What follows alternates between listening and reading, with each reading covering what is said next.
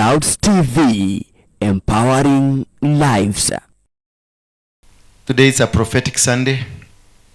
We are doing the book of Kings, 1 Kings chapter number 3 from verse 3. Sulemani naye akampenda Bwana akienda katika amri za Daudi babaye, ila hutoa dhabihu na kufukiza uvumba katika mahali pa juu. Bwana Yesu asifiwe. Tunaongea kuhusu kuwa na moyo wa maombi. Tunaongea kuhusu mtu ambaye anabarikiwa kwa ajili ya kuwa na moyo wa nini? Moyo wa maombi. Na ndio tuende katika kuomba, tukae katika mamlaka, tukae katika mapenzi ya Mungu. Ni jinsi gani tunafanya? How do we do? How do you pray to God? Asubuhi tumejifundisha jinsi Mungu amesema anatuita tukuje tusemezane. Ndio, tukikuja kusemezana na yeye, tutakaaje? How do we relate with God? How do you build a relationship with God? Bwana Yesu asifiwe sana. Utaomba aje? Maana watu wengi tumeomba siku nyingi but nothing is happening. Watu wengi tumekuwa kwenye maombi, tumeenda Katoloni, tumeenda wapi? Heaven's Gate, tumeenda mpaka Nigeria, wengine tumeenda South Africa, wengine tumeenda kwa milima Mount Elgon, wengine tumeenda mpaka Uganda kwa Kakade, tukitafuta Mungu. Going anywhere, hata uende kwa nani alimarehemu TB Joshua, uende kwa Kakande, uende kwa Boshiri, uende wapi, anywhere you can go in the world. If you don't know how to relate yourself with God, you will come just zero. Maana huyo Mungu naenda kutafuta kwa Kakade ako hapa. Ako kwa yule Wakorino wale 10, wale Wakorino wako pale kwa barabara wakirukaruka Sidonyo, ndondolo Sidonyo. Ako na wao hapo. Ako na wewe kwa nyumba yako, kwa bedroom yako. That same God ambayo unaingia ndege usafiri mpaka Nigeria ukatafuta huko. The same God is with you. You only need to know what did this person, huyu mtu alifanya nini ndio afanikiwe. Bwana Yesu asifiwe sana. Huyu mtu alifanya nini ndio afanya nini? Afanikiwe. Maana alifanikiwa. Ndio kwa maana unasafiri, unatoka hapa kwenda Nigeria kwa sababu ya mafuta yake. Unatoka hapa unaenda mpaka Uingereza kwa sababu ya mafuta. Unaingia gari kutoka Mombasa unakuja mpaka hapa Nairobi kwa sababu kuna mafuta. That is why you have traveled. Umetoka Kikuyu, umetoka Kiambu, umetoka Thika, umetoka Nyeri kwa sababu kuna mafuta. Hiyo mafuta ndio nataka tujue. Huwa inatafutwa namna gani? Ni jinsi gani inatumika ndio huyo Mungu akukapche? Ndio huyo Mungu, hiyo anointing ikue juu yako. Ndio watu wakikuona hivi wanaona this is anointed man of God. Because there is a way. Kuna kitu nilifanya. Sikukuwa hivyo tu. Mimi sikuwa, wakati nilikuwa Mogeke sikuwa naombea watu. Nilikuwa tunafanya hivi vituko zangu na kuita maubwa zinanifuata, vitu kama hivyo. Lakini wakati niligeuka nikakuja upande huu wa Mungu, kuna kitu nilifanya. Na hiyo kitu ndio iliniconnect. Na ni kwa wakati gani? Maana connection lazima ipite kwa wakati fulani, na lazima ufanye kitu fulani ndio uweze kuwa connected. Nataka tuangalie Solomon alifanya nini ndio akakuwa connected. Bwana Yesu asifiwe sana. Maana Solomon, the Bible says in the book of Jeremiah 1 chapter verse 4, inasema kabla hujazaliwa ulijulikana. Yes, kujulikana, ulijulikana. Ulifanyika nabii. Yes, ulifanyika kitu fulani, ndio ulifanyika. Lakini ndio hiyo kazi ianze kufanya ndani yako, kuna kitu gani uliguza? Which button did you touch? Because there is one way to be anointed and another one, the anointing to work. Because you can be anointed but the anointing is not working. You can be highly anointed lakini wewe bado ni kamzeka kijiji kakuchuga ng'ombe. Suleiman naye akampenda Bwana. Kitu cha kwanza ni kumpenda Bwana. Bwana Yesu asifiwe sana. Kumpenda. How do we love? Unampendaje Bwana? Huyu Mungu, how do we love him? Unampendaje?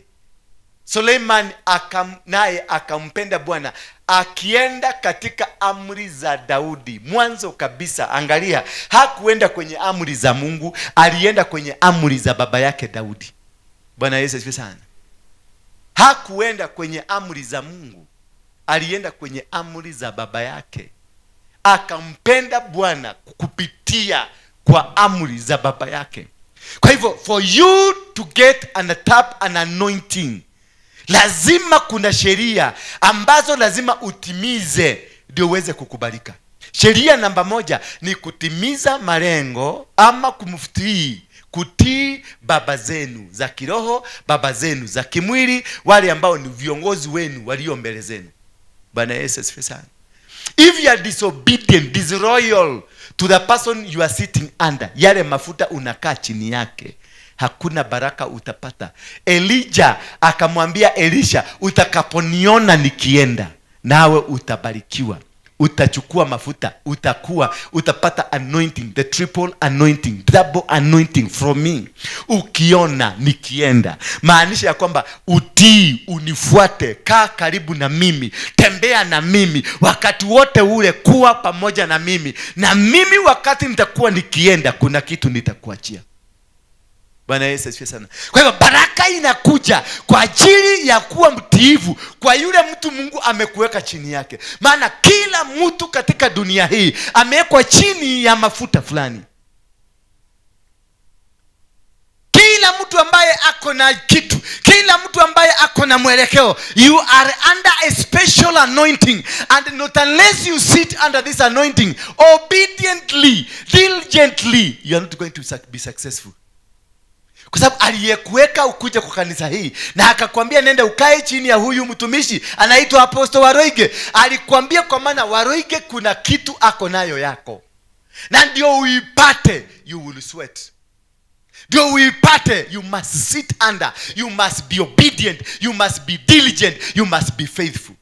Lakini ukikuwa unakuwa na umang'aa bado mimi, kwa sababu I know I am custodian, ndio that's why you are here. Bwana Yesu asifiwe sana. I know I'm carrying something. That is why you are here. I know. Haukuja hapa kwa hivyo kukuja ku waste your time. Otherwise there are so many churches huko ungepitia, ungeingia, lakini Mungu alikudirect hapa kwa maana kuna kitu nimebeba yako. Kuna kitu ambacho Mungu ameweka ndani, na hicho kitu kimeguzanishwa na wewe. Hicho kitu kimeshikanishwa na wewe. Kwa hivyo ukija kwangu nitarelease kwako. Maana baraka, Mungu hana mwili wa kutumia akuja kae na sisi. Anatumia binadamu. Shetani anatumia binadamu. Na katika kule kutumia binadamu, kwa hivyo kile Mungu amebeba changu, ameniweka, ataweka, ambacho kuna watu wale amenihesabia, watu 200, watu 500, watu 1000, watu 10,000, watu milioni 10 ambao watafanikiwa kupitia kwangu. Kwa hivyo kama ni watu milioni 10, kila mtu chembe chake niko nacho, na lazima kwa wakati wa Mungu tutakutana na wewe, kisha nitaachilia. Bwana Yesu asifiwe sana. Na kuachilia lazima tukae na wewe, ndio ujue kulea hicho ambacho nitaachilia, ndio ujue kutunza ambacho hicho nitaachilia, ndio ujue kutunza mamlaka ambayo the anointing I'm going to release, does not come from just nowhere. Hata mimi nilinyenyekea, nilizaliwa kwa James Maina Ng'ang'a, kisha nikatoka pale na umang'aa yangu, si kukaa chini yake, nilikuwa na umang'aa. Maana kitu alifanya makosa, yule ni muinjilisti. Ng'ang'a ni muinjilisti, si mwalimu. Ng'ang'a ni muinjilisti, si pastor. Bwana Yesu asifiwe sana. Kwa hivyo nilifanya makosa kwa kukosa kupata mwalimu wa kuniambia haufai kukaa chini ya muinjilisti.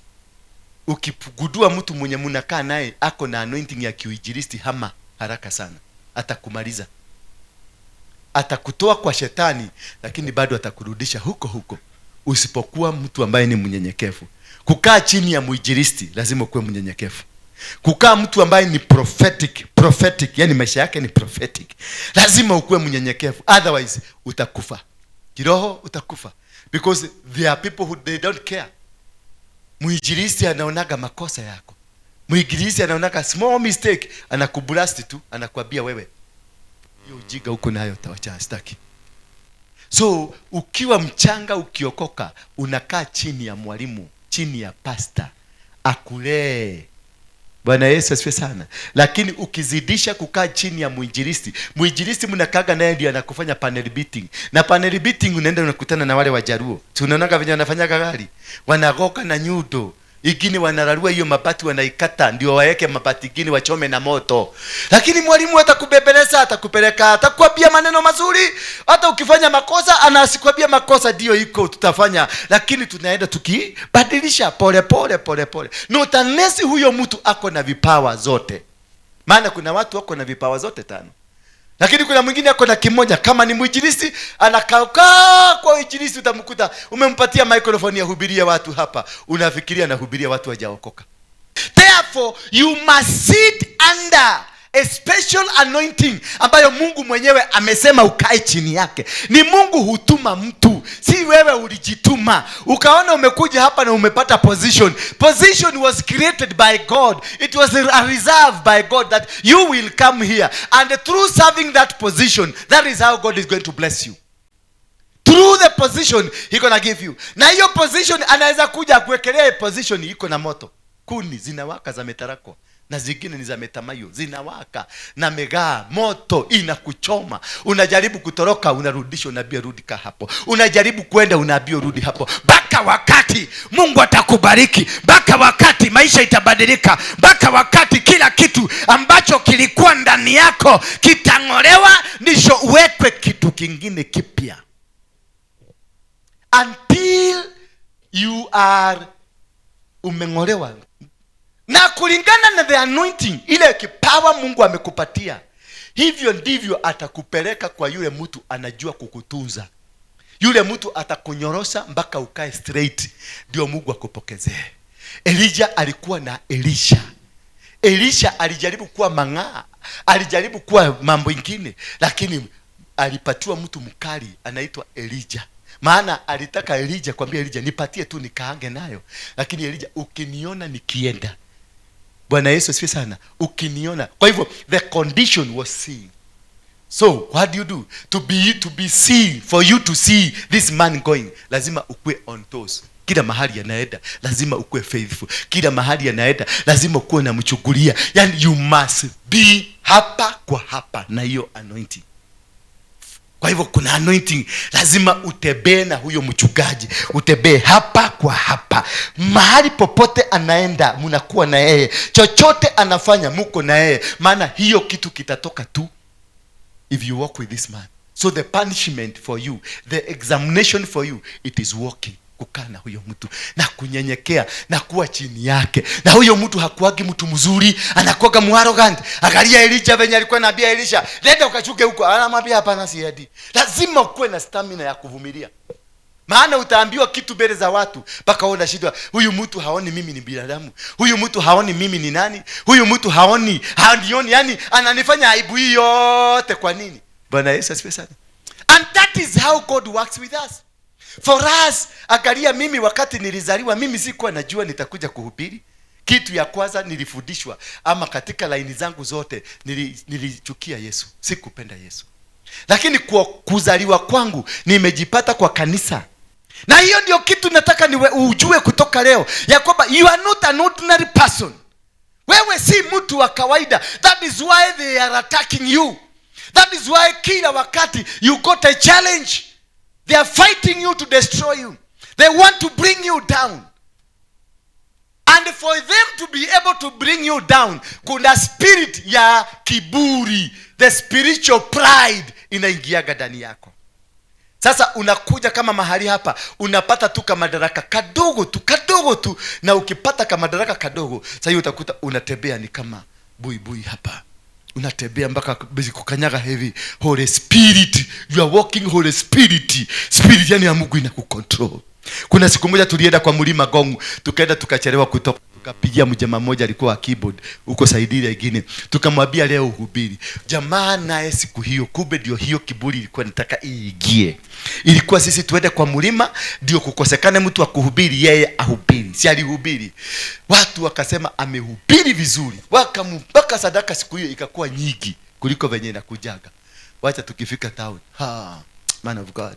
Sasa mpaka amekalia, nilimkuta kiti yangu, amekalia kwa kiti yangu. Maana anointing ilishuka. Ile ndimuheraga. Ona muhujia gutire kindu angiona giakwa. Nyitire microphone yugo andũ othe marugama. Tathio tare sadaka waone. Mpaka akaniambia sasa tunagawana hiyo sadaka mara mbili. maana ni yeye alifanya ikuje. Kutoka hapo nikamwambia sadaka haigawanyagu. Nikaambia Alice, siku hiyo Alice ndiye alikuwa huko, nikamwambia Alice, chukua sadaka. Alipochukua sadaka yote, alienda akasema, wameanza kuniinukia kwa sababu ya lile neno niliachilia. Na sasa anatembea mpaka mdomo ikagonyoka hivi. Wameniinukia. Kutembea kwake akaanza kutembea ni kama mtu ako na nini na boroti zimewekwa kwa mguu. Hiyo kivuli imeingia. Na kutoka hapo sahi nilimpigia juzi simu nikamwambia ulienda wapi? Akaniambia ona maundu macio ma Jesu ni manogirie. Ndashokire kwa thuri. Tone kuoga yakorago. Maana kitu kidogo kinakukamata na from there you no longer obey. Disobedience inakuondoa, because that is the tool watatumia kukumaliza. That is the tool. Na watu wengi kwanza wahubiri hawa hiyo ndio kitu imembaliza. Mimi hiyo ndio kitu ilinimaliza kwa Ng'ang'a. Maana Ng'ang'a tulienda Tononoka kiwanja ikajaa. Tukaenda Bukungu kiwanja ikajaa. Tukaenda Moi Stadium Kisumu kiwanja ikajaa. Tukakuja Uhuru Park ikaflow pande hii na pande hii. Walikuja kuona mtu wa Mugeke aliokoka.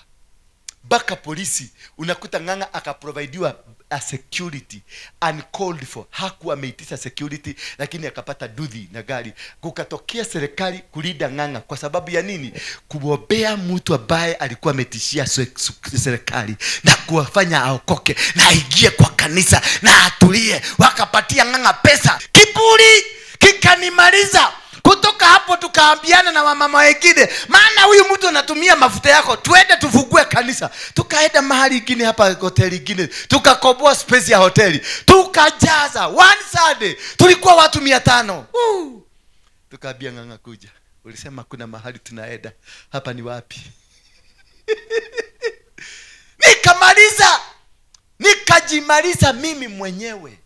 Kwa sababu nilikosa kutii mafuta ambayo Mungu alinituma niende nikae. Lakini makosa pia naonaga ni kama ya Ng'ang'a. Kwa sababu angekwanza kushughulika kutoa umugeke ndani yangu, hangenipeleka kwa viwanja.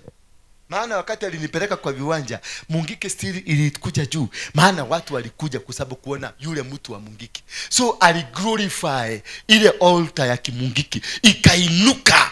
Na mimi nikainuka, kiburi kikanijaa, ikakuwa natembea kama natembea. Mpaka nilikuwa bado hakuwa na security, mimi nilikuwa na security. Mpaka naambia vijana wangu, ndani mchuge huyo mtu.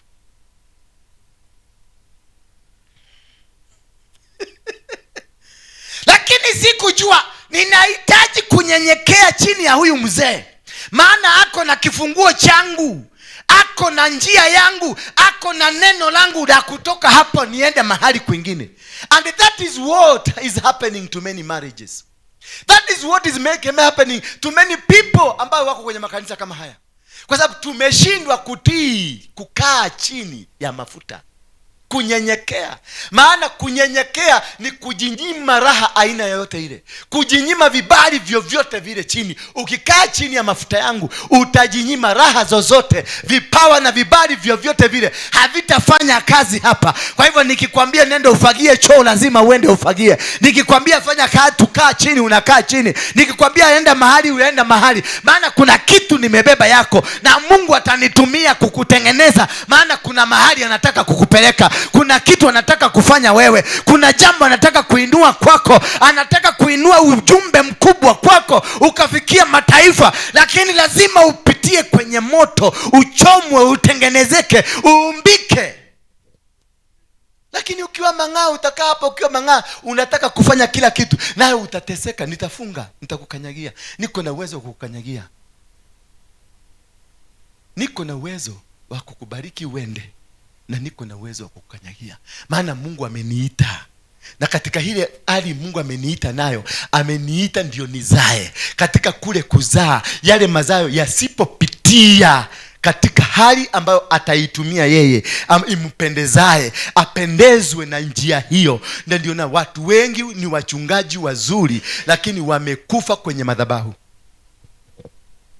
Bwana Yesu asifiwe sana. Watu wengi ni manabii wazuri, lakini wameuliwa ni madhabahu. Watu wengi ni maaposto, lakini madhabahu imewaua. Watu wengi ni watu ambao wako katika hadhi nzuri, lakini madhabahu walio chini yao imewaua. Kwa nini? Walikosa kutii mafuta. Suleiman naye akampenda Bwana, akienda katika amri za Daudi babaye, ila hutoa dhabihu za kufukizia uvumba katika mahali pa juu. Yaani alifuata matendo, maagizo na amri za baba yake Daudi. Venye baba yake Daudi aliabudu Mungu, venye baba yake Daudi alimfikia Mungu, venye baba yake Daudi alifanya, hivyo ndivyo alifanya. Hakutekeleza njia za baba yake, hakuenda kando na njia za baba yake. Ukiwa chini ya mafuta ya mtu, kaa. Ukiwa chini ya Harrison Ng'ang'a, ukiwa chini ya Moiro, ukiwa chini ya Wall, hata ukiwa chini ya Manyuro hapa, kaa chini yake, maana umekubali kukaa chini ya madhabahu. Kwa hivyo madhabahu yale yanafaa kukulisha, kukupatia nguvu, kukufungulia milango. Milango haifunguliwi na maombi. Bwana Yesu asifiwe sana. Biblia kwenye kitabu cha Kumbukumbu inasema namna gani? Tii manabii wenu, ndio nini? Ndio uweze kunawiri. Your prosperity is connected to your prophet. Your foundation is connected to God. If your foundation is poor, your foundation imeshikanishwa na Mungu. Lakini kufaulu kwako katika maisha is under your prophet. That is why they have a near worship. The Muslim, a near worship to Muhammad. Unaweza kutukana Allah, lakini utukane Muhammad, watakumaliza. Because prophet, your prophet ndio ukuzidishia na kulete baraka. Baraka zozote ukitaka ziko kwenye mikono ya manabii, nabii ambaye umekaa chini yake. Kwa hivyo kama uko hapa na umekaa chini yangu na hakuna manufaa, you are not successful. You are either ignorant, wewe ni mang'aa, wewe ni mtu jeuri, ama I am not your prophet. You can be seated here and yet I'm not your prophet.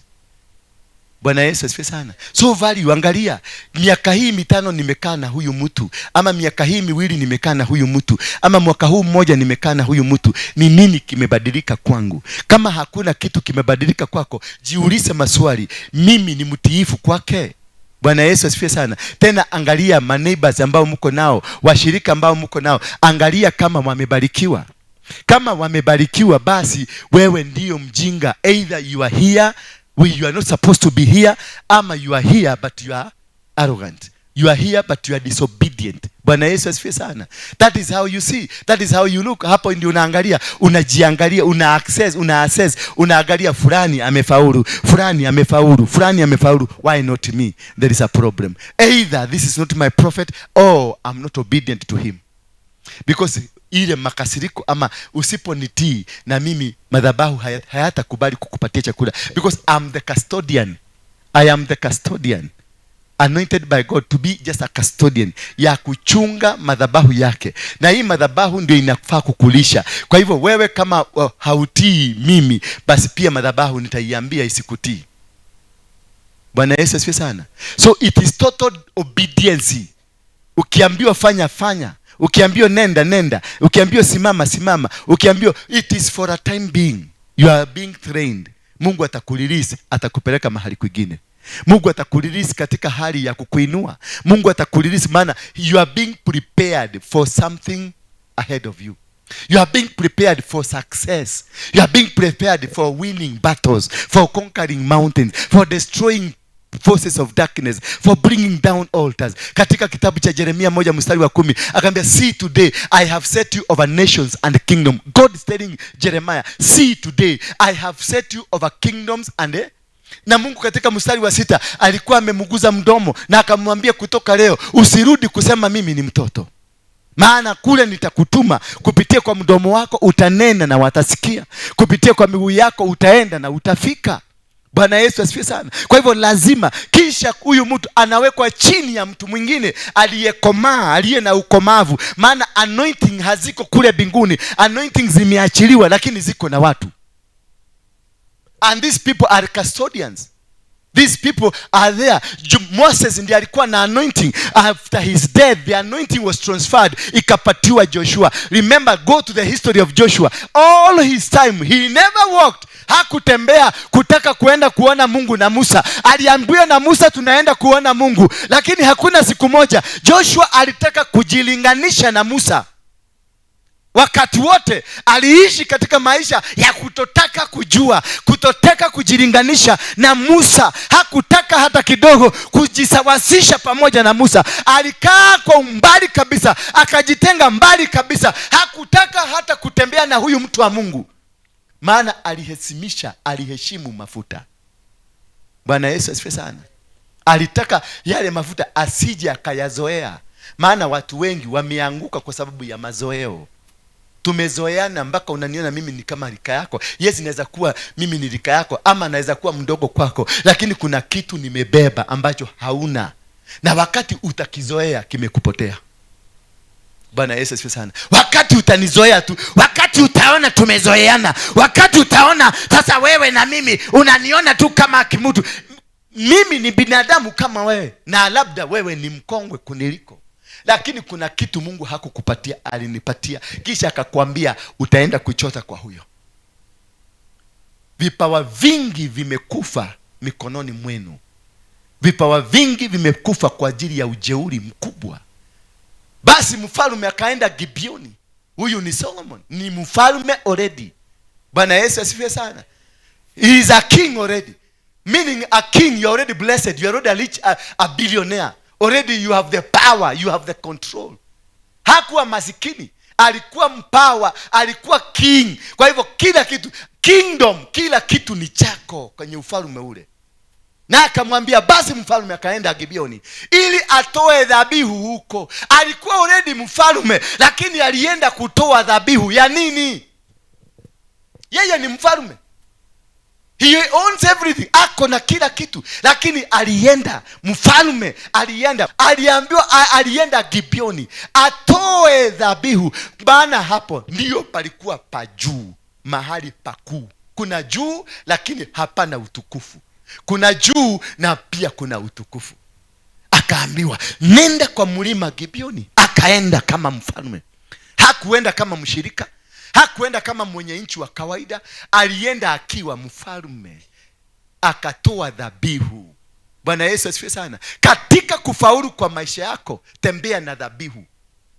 Usidanganywe na mtu, usiambie na mtu tuende tukaombe bila dhabihu, atuacha kutoa dhabihu. Huyo ni mtu anataka kukumaliza. Tangu mwanzo wa dunia, mtu wa kwanza kutoa dhabihu mbele za Mungu ni Abel na Cain. Walielewa? Mtu wa kwanza kabisa ni Abel na Cain. Kisha wakainua madhabahu. Cain akainua madhabahu yake na Abel akainua madhabahu yake. Kisha madhabahu ya Abel yakakubalika, nayo ya Cain ikakatalika. They were the first people to raise altars. And this life is a life of altars. Katika maisha yako yote utakaishi katika dunia hii, maisha ya binadamu ni maisha ya madhabahu. Kila mtu na kila mahali utaenda kuna madhabahu. Wewe mwenyewe ni dhabahu, baba yako ni dhabahu, mama yako ni madhabahu, guka yako ni madhabahu, eneo ambayo mumetoka ni madhabahu. Ukikuja kanisa hii ni madhabahu, Nairobi hii ni madhabahu. Kila kitu mahali popote utaenda katika dunia ni madhabahu, na ni lazima utii yale madhabahu, otherwise utakanyagiwa. Maana mimi sasa ndio custodian ya madhabahu ya hapa, mimi ndio nachunga hii madhabahu. Kwa hivyo niko na kipawa, niko na nguvu ya kushinda na kukamata na kukaa. Nyinyi ambao mmetumwa kwangu, na mimi ninagawa nikiwapatia, ninawabarikisha, ninawafanyia connection. Ndio wewe na wewe ukitapu hiyo moto iwake, uipeleke kwingine iwake, uipeleke kwingine iwake, uipeleke kwingine iwake. Yani kila mahali utakuwa, hii madhabahu itaenda ikiwaka. Chochote ambacho utatoa kwangu kitatoka hapa kiwake pale, kitatoka hapa kiwake pale, kitatoka hapa kiwake pale. Utakuta kila mahali tunapoenda kuna moto unawaka. Single life that you are. And that is why Solomon ilibidi hakuenda kwa Mungu straight, alipita kwa baba yake. Na ukumbuke baba yake alikuwa shakufa. Solomon hakuenda straight, already he was a king. He could have gone straight to God, but instead he chose to go through, kwa maana tapping ya anointing yake, mamlaka yake hayakutoka kwa Mungu straight, yalipitia kwa baba yake. Ni branch ya baba, aliachilia baraka kwa mtoto wake abarikiwe. Kwa hivyo kutoka hapo wewe hauendi kwa Mungu straight, unaenda kupitia kwa njia ya baba yako, maana whatever you are carrying is not yours, it is a branch of your father. Bwana Yesu asifiwe sana. Ukijiondoa tu kwa mafuta hapa, wale ambao mapasta tuko na wao hapa, ukijiondoa utoke hapa uende ufikirie utafungua na mafuta ya hapa, utakuwa na grace ya miezi 2 ama 3, utarudi zero. Lakini mimi mwenyewe nikikwambia nenda, utaenda na grace yangu. Wakati tulienda pale tukafungua kanisa, miezi 2 ilivuma, miezi 3 tulivuma. Baka Nairobi watu wanakuwa nakuja kutuchungulia na kila mtu alitaka kuwa anahusika. Lakini tukifika miezi ya 3, wote ambao tulianza nao, mmoja alikuwa Ezekiel Ochuka, alikuanga wa KDF, ile bandi ya Maroon Commandos. Si mnaijua? Huyo ndio tulianzisha na yeye pale. Na wengine wengi ambao walikuwa mashupafu. But how we went down, hata sisi mpaka wa leo sijawahi explain. I have never been able to explain venye tulikuwa destroyed. Bwana Yesu asifiwe sana. Because tulienda kufungua bila anointing, bila covering. You need a covering for you to succeed in your life. You need a covering. Ukikuja kwa madhabahu hii, jishikanishe na madhabahu. Kitu ya kwanza unafanya si ukuja kuanza kusema ati niombe, ati nifanyie nini. Hapana. Kwanza kabisa jishikanishe na madhabahu, ndio hii madhabahu ikubali, ikupatie.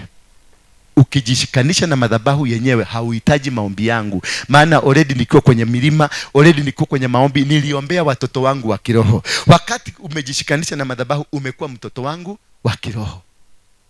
Kwa hivyo anything nitaachilia kule itakuja mpaka kwako nyumbani, itakufuata. Maana nimeambia Mungu, bariki watoto wangu wa kiroho, ubariki watoto wangu wa kimwili na watoto wangu wa kiroho, uwabariki. Nimewafungulia milango, nimewafungulia vibali, nimewafungulia njia zao zote. Sasa kama uko hapa, Bwana asifiwe sana, kama uko hapa na hujawahi kujishikanisha na bado unangojea kitu, hakuna utile, umekauka na utatoka hapa kama umekauka. Ile sadaka uliniletea huko kwa sababu mnatakaga kukaa na mimi one on one, nigetha udaririe maundu maku mothe. Hiyo ni waste of your time. Hiyo ni tupesa. Hiyo hata sipatianagi, hiyo nataka kukula pale Serena. Jishikanishe hapa kwanza, ndio nikikula pesa yako itaitikika. Nikikula kitu yako kitakuwa baraka kwako. Lakini kama haujajishikanisha hapa, nikikula nejora nago. I know you are so disappointed today. Yes, I better disappoint you. Pale ule unakujaga ku waste time yako. Hapa ndio moto iko. Hapa kuja jishikanishe, toa dhabihu ya kujikamatisha. Solomon hakutaka kubadilisha uongozi wake from his father. Hakutaka kujiondoa from the authority ya baba yake. Kwa hivyo wakati alienda, aliambia twende baba, alikaa chini ya mafuta akiwa mfalme, lakini chini ya mafuta ya baba yake ndio aweze kutawala. Maana ukikaa chini ya neema aliyekutangulia, kuna milango alikutangulizia. That is why I always sit under Harrison Ng'ang'a. Awe mbaya, awe mzuri, nitakaa chini yake. Maana kuna vita alipigana Nairobi, hatutapigana. Zile vita ambazo mimi nimepigana, hautapigana. Solomon alikuwa mwerevu kujua hatapigana vita vya baba yake. Baba yake ashapigana na usherati, baba yake ashapigana na vitu, baba amekuwa na maadui, ameenda kwa vita, amepigana na Wafilisti. Solomon hakupigana na Wafilisti, maana baba yake alikuwa ashashinda.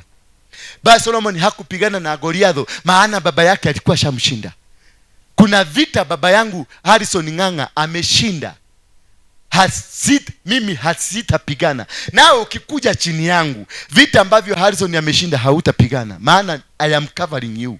Na vile vita nimeshinda hautapigana, maana I'm covering you. What you will do, vita vipya vyako ndio utapigana. Mimi katika hapa ninapigana vita vipya vyangu ambavyo Harrison hakupitia. Lakini ile vita vyote Harrison amepitia, sitapigana. Nitakuta tu milango inafunguka. Milango itafunguka. milango inafunguka, milango inafunguka. Bwana Yesu asifiwe sana.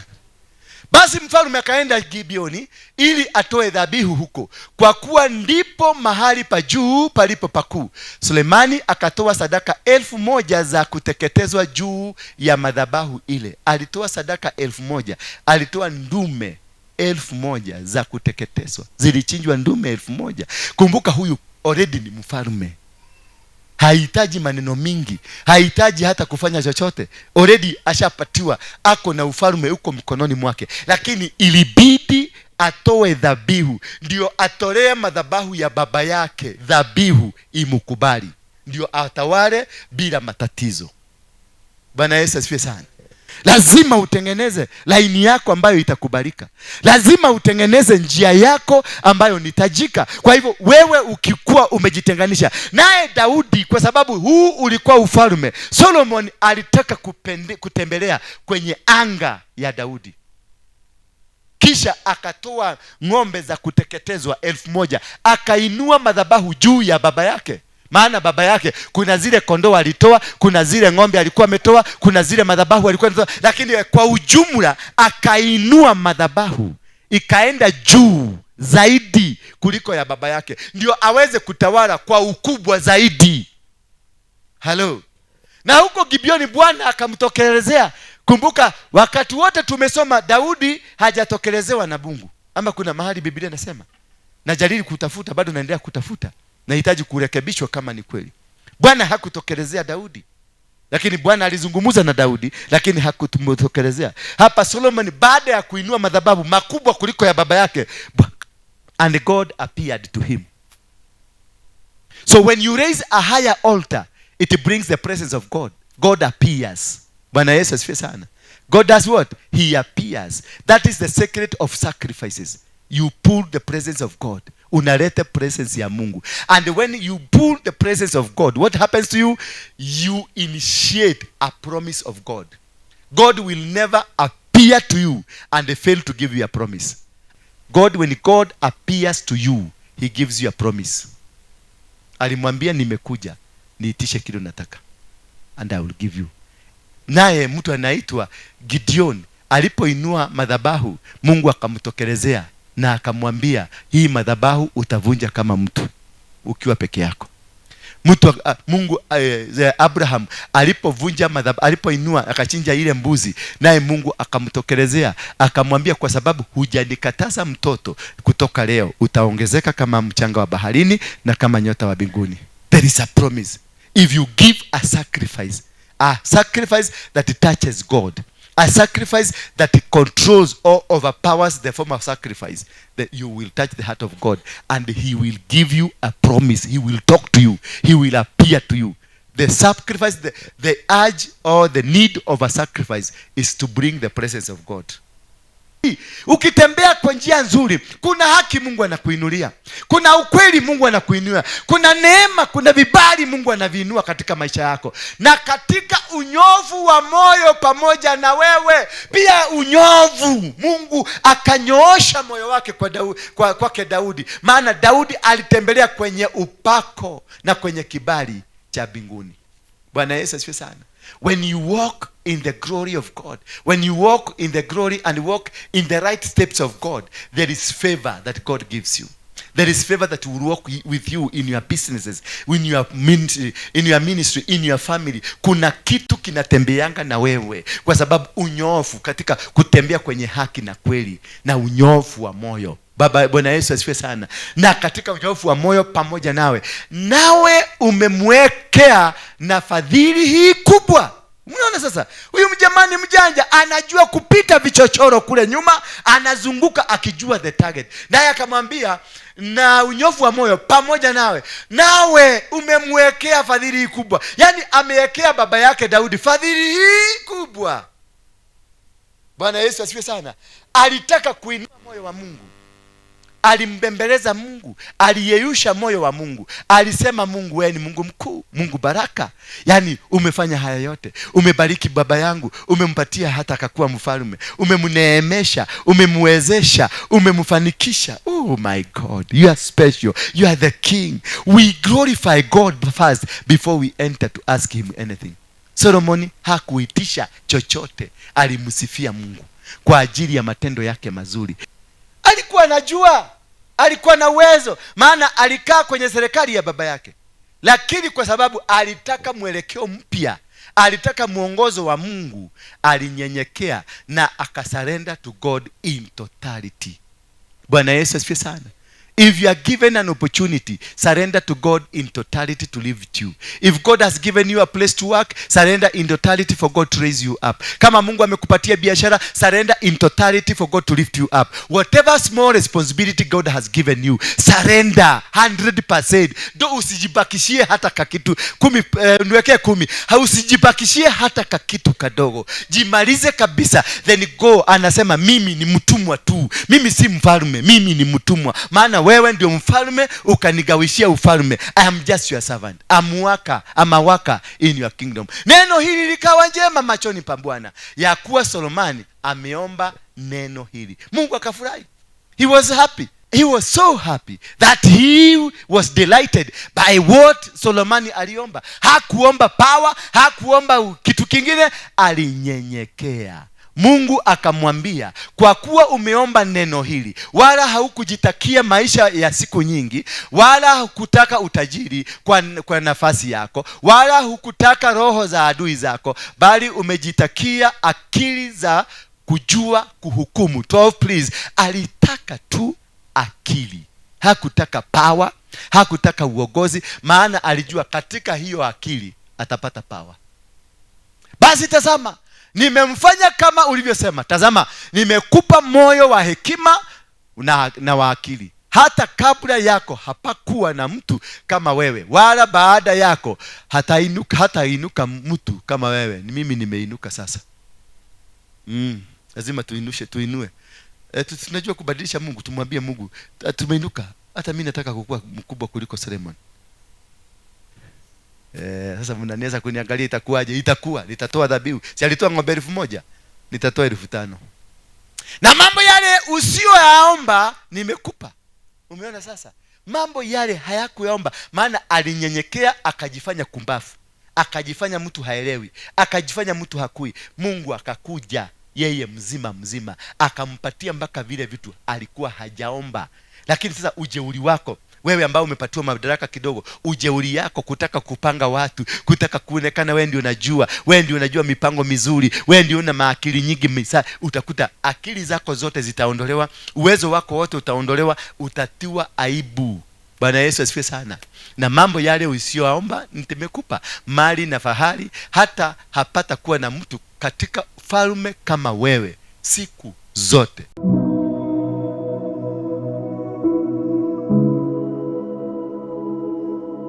Kanisa la Crusaders for Christ chini ya Apostle Ndura Waruinge iliyopo jijini Nairobi wanakukaribisha kwenye ibada mbalimbali.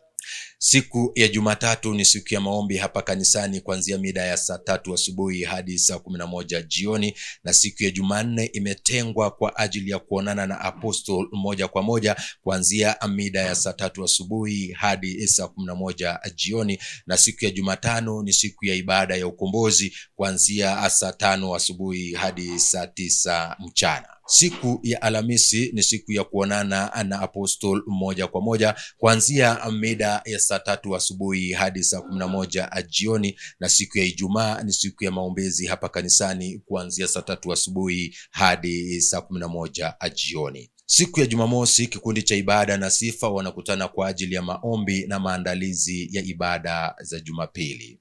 Siku ya Jumapili ibada ya kwanza inaanza saa 1 asubuhi hadi saa 2 kamili asubuhi, na ibada ya pili inaanza saa 2 kamili hadi saa 4 asubuhi, na ibada ya tatu inaanza saa 4 asubuhi hadi saa 7:30 mchana. Kisha ibada ya ukombozi inaanza saa 9 mchana hadi saa 11 jioni. Vile vile unaweza fuatilia ibada zetu kupitia YouTube channel Bethel Clouds TV, vile vile kwenye ukurasa wetu wa Facebook The Synagogue. Synagogue. Kwa mawasiliano zaidi piga nambari ifuatayo 0722239555 au kwa lugha ya Kiingereza 0722239555. Kumbuka tunapatikana jijini Nairobi, Covey Plaza, Mezzanine Floor, mkabala na kituo cha mabasi cha Easy Coach, Haile Selassie Avenue. Mungu akubariki unapojiandaa kuabudu nasi.